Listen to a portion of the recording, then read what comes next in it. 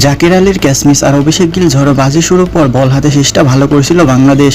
ভারতকে 168 রানে আটকে রেখে জয় স্বপ্ন দেখছিল বাংলাদেশ, কিন্তু ব্যাটারদের ব্যর্থতার হার নেই মাঠ ছেড়েছে টাইগাররা। সাইফ হাসান এক লড়াই করলেও দলের বড় হার এড়াতে পারেননি। দুবাই আন্তর্জাতিক ক্রিকেট স্টেডিয়ামে আগে ব্যাট করে নির্ধারিত 20 ওভারে 168 রান করেছিল ভারত।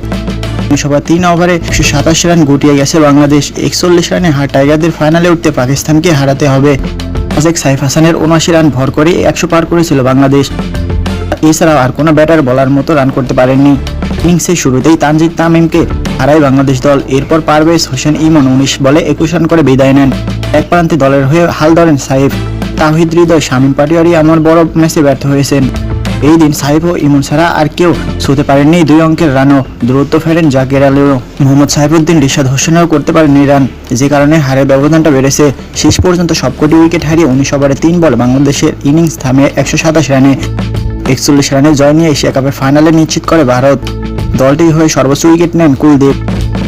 এর আগে দুবাই স্টেডিয়ামে ব্যাট করতে নেমে রীতিমতো ঝড় তুলেছেন অভিষেক শর্মা ও শুভমান গিল। প্রথম 10 ওভারে 96 রান তোলে ভারত, পরের 10 ওভারে 72 রান করেন। তাতে নির্ধারিত 20 ওভারে 6 উইকেটে হারিয়ে 168 রান করেন ভারত।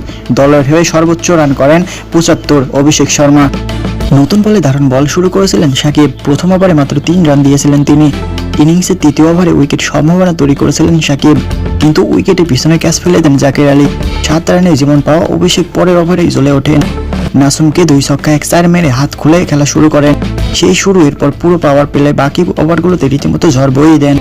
3 ওভারে 17 রান করে ভারত। পাওয়ার প্লেতে 3 ওভারে তুলে নেন 55 রান। সব মিলিয়ে 6 ওভার শেষে কোনো উইকেট না হারিয়ে ভারত করে 72 রান। পাওয়ার প্লে শেষে গিলের উইকেট দেখা পায় বাংলাদেশ। 7ম ওভারে প্রথম আক্রমণে এসে উইকেট নেন রিশাদ। 9ম ওভারে আবার উইকেট পান রিশাদ। পরে ব্যক্তিগত 50 পেয়ে যান অভিষেক শর্মা। 50-র পরও আক্রমণাত্মক ব্যাটিং সেঞ্চুরি পথে এগিয়েছিলেন অভিষেক। শেষ পর্যন্ত রান আউটে কাটা পড়েন রিশাদের বলে। সাজঘরে ফেরার আগে 37 বলে 75 করেন এই ওপেনার। 4 বল পরে ফিরছেন সূর্যকুমার যাদব। 11 বলে 5 রানে বেশি করতে পারেননি তিনি। সূর্যের পথেই হেঁটেছেন তিলক ভার্মাও 7 বলে 6 রান করে। হার্দিক পান্ডিয়া এই দিন এক প্রান্তে আগলে রেখে ব্যাটিং করেন। ইনিংসে শেষ বলে আউট হওয়া পর্যন্ত 29 বলে 38 করেন তিনি। এছাড়াও অক্ষর প্যাটেল করেন 15 বলে অপরিচিত 10 রান। বাংলাদেশের হয়ে 27 রানে 2 উইকেট নিয়ে ইনিংস সেরা হয় রিশাদ হোসেন। এছাড়াও একটি করে উইকেট শিকার করেন মুস্তাফিজ, সাকিব ও সাইফুদ্দিন।